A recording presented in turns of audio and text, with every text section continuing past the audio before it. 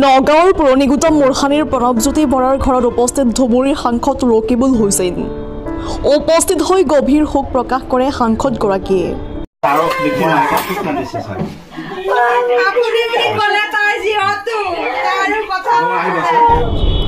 নগাঁৱৰ চামগুৰি বিধানসভা সমষ্টিৰ যুৱ কংগ্ৰেছৰ প্ৰাক্তন উপসভাপতি তথা বৰ্তমান যুৱ কংগ্ৰেছৰ সম্পাদক আছিল প্ৰণৱজ্যোতি বৰা।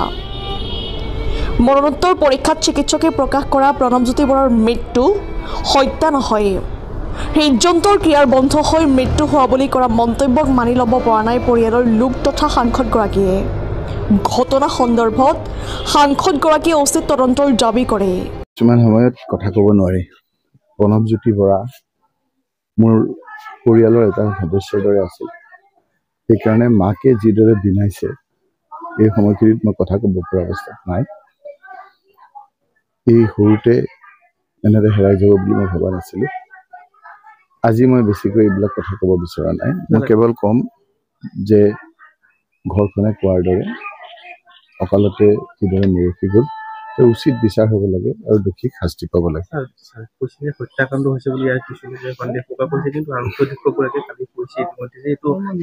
মানে মই ততাতৈয়াকে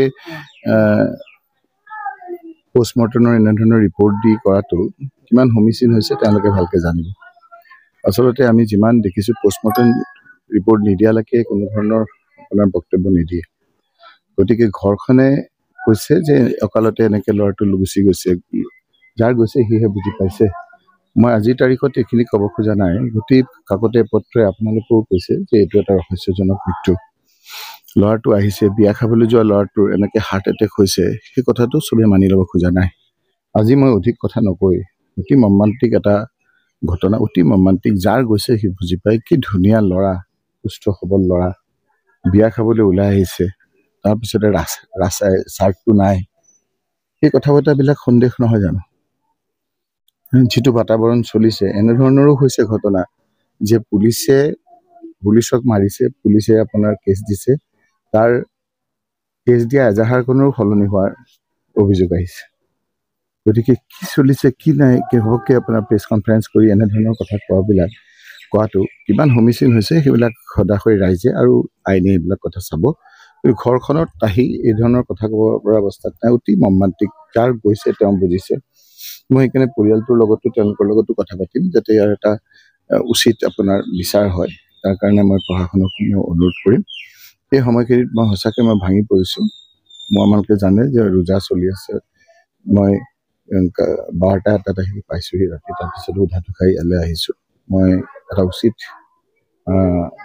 বিচাৰ হৈ যদি কোনোবা দোষী আছে, চাৰ্টটো নাই, তাৰপিছত কেনেকৈ হাৰ্ট এটেকত তেওঁ বস্তুটো সন্দেহজনক। এতিয়া মই ইয়াত আহি বুজিলোঁ যে যিটো চাৰ্ট পিন্ধি আছে সেই চাৰ্টটো মৃতদেহে পিন্ধি থকা নাই। কথাটো সেইবিলাকতে আহিছে। আৰু যিটো ঘৰত আছে তেওঁলোকে কোৱা মতে সেই ঘৰখনত কোনোদিন আপোনাৰ দৰ্জাখন নামাৰে, সেইদিনা মাৰাৰ ভিতৰত আছে তেওঁলোকে কোৱা লোকে। মইতো ইয়াত নাথাকোঁ। গতিকে কথা বতৰাবিলাক তদন্ত হৈ আপোনাৰ কথাবিলাক ক'ব লাগে।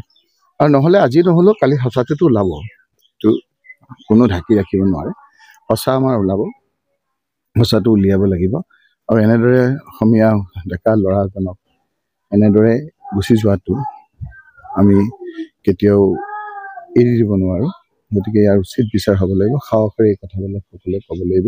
মই পৰিয়ালৰ লগতো কথা পাতিম, ওচৰ চুবুৰীয়াৰ লগত কথা পাতিম। ফোন আছে, কাৰ লগত কথা পাতিছিল, কি আছে, সেইবিলাক কথা বতৰা চাই এটা উচিত বিচাৰ কৰিব বুলি মই আশা কৰোঁ। চামগুৰি যুৱ কংগ্ৰেছৰ সম্পাদক আছিল। যুৱ কংগ্ৰেছতো কিছুমান হয় কি দলীয়গত হৈ ব্যক্তিগত হৈ যায়।